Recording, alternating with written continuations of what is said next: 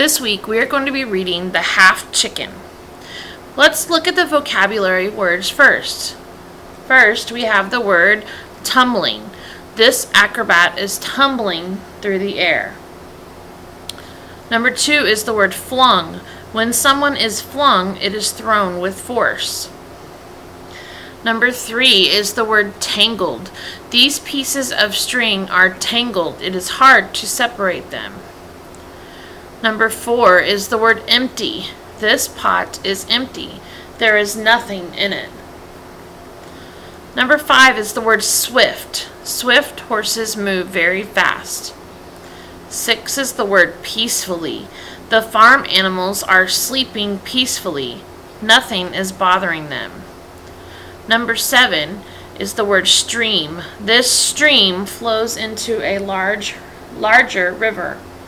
And number 8 is the word blazed. A forest fire blazed or burned brightly for many hours. Now let's look at the story.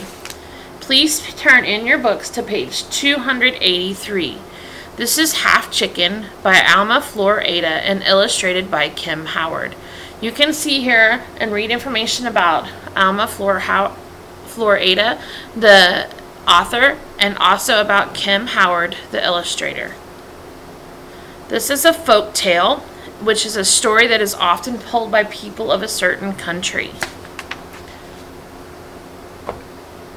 Have you ever seen a weather vane?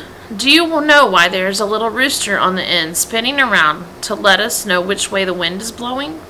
Well, I'll tell you. It's an old story that my grandmother once told me, and before that, her grandmother told it to her. It goes like this. A long time ago, on a Mexican ranch, a mother hen was sitting on her eggs. One by one, the baby chicks began to hatch, leaving their empty shells behind. 1, 2, 3, 4. 12 chicks had hatched. But the last egg still had not cracked open. The hen did not know what to do.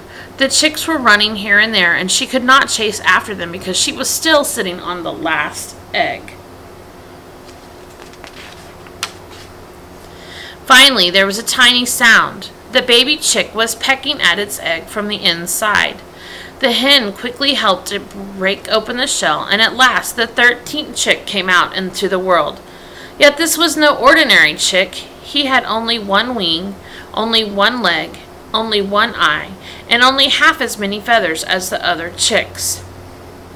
It was not long before everyone at the ranch knew that a very special chick had been born. The ducks told the turkeys told the pigeons told the swallows, and the swallows flew over the fields, spreading the news to the cows grazing peacefully with their calves, the fierce bulls, and the swift horses. Soon the hen was surrounded by animals who wanted to see the strange chick. One of the ducks said, "But he only has one wing." And one of the turkeys added, "Why, he's only half a chicken." From then on, everyone called him HalfChicken, and HalfChicken, finding himself at the center of all this attention, became very vain. One day, he overheard the swallows who traveled a great deal talking about him. Not even at the court of the vicary in Mexico City is there anyone so unique. Then HalfChicken decided that it was time for him to leave the ranch. Early one morning, he said his farewells, announcing, "Goodbye, goodbye, I'm off to Mexico City to see the court of the vicary." And hip hop, off he went, hippity-hopping along on his only foot. HalfChicken had not walked very far when he found a stream, whose waters were blocked by some branches. "Good morning, HalfChicken. Would you please move the branches that are blocking my way?" asked the stream. HalfChicken moved the branches aside, but when the stream suggested that he stay a while and take a swim, he answered, "I have no time to lose. I'm off to Mexico City to see the court of the vicary." And hip hop, off he went, hippity-hopping along on his only foot. A little while later, HalfChicken found a small fire burning between some rocks. The fire was almost out. "Good morning, HalfChicken. Please fan me a little with your wing, for I'm about to go out," asked the fire. HalfChicken fanned the fire with his wing, and it blazed up again. But when the fire suggested that he stay a while and warm up, he answered, I have no time to lose. I'm off to Mexico City to the court of the vicary. And hip hop, off he went, hippity hopping along on his only foot.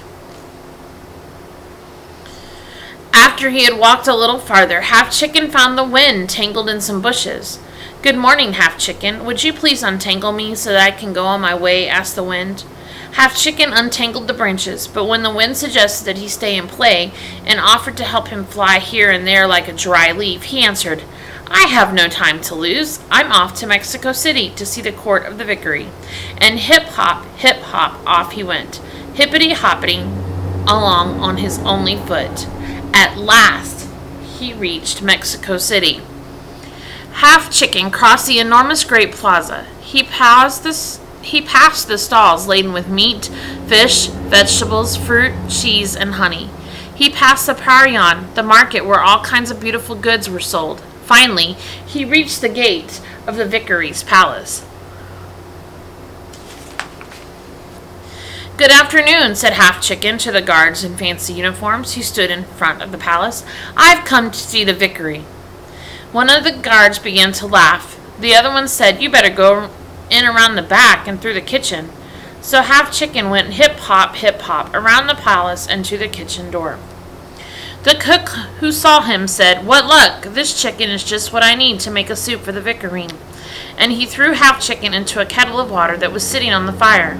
When HalfChicken felt how hot the water was, he said, Oh, fire, help me! Please don't burn me! The fire answered, You helped me when I needed help. Now it's my turn to help you. Ask the water to jump on me and put me out. Then HalfChicken asked the water, Oh, water, help me. Please jump on the fire and put him out so he won't burn me. And the water answered, You helped me when I needed help. Now it's my turn to help you. And he jumped on the fire and put him out. When the cook returned, he saw that the water had spilled and the fire was out. This chicken has been more trouble than he's worth, exclaimed the cook. Besides, one of the ladies in waiting just told me that the vicary doesn't want any soup. She wants to eat nothing but salad. And he picked HalfChicken up by his only leg and flung him out the window. When HalfChicken was tumbling through the air, he called out, Oh, wind, help me, please. And the wind answered, You helped me when I needed help. Now it's my turn to help you. And the wind blew fiercely.